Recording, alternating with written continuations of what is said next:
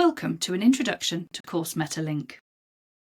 Course MetaLink creates automated enrolments based on a user's existing enrolments. The source course is the course a user is enrolled onto. This can be particularly useful if you want to create a user experience where enrolling onto a course of interest unlocks access to other content. In this example, a user enrolls onto the first aid course. This is the source course. The user is automatically enrolled onto ordering from suppliers and health and safety discussion. In this example, there are two source courses.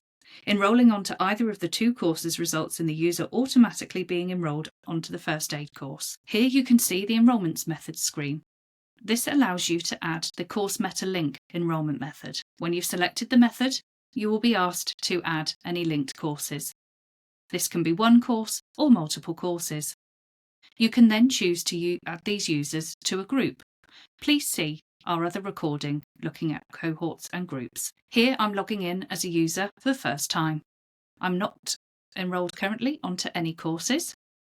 I'm going to explore the course catalogue and find the first aid course. I'm going to enrol myself onto the first aid course. And there we are with an enrolment.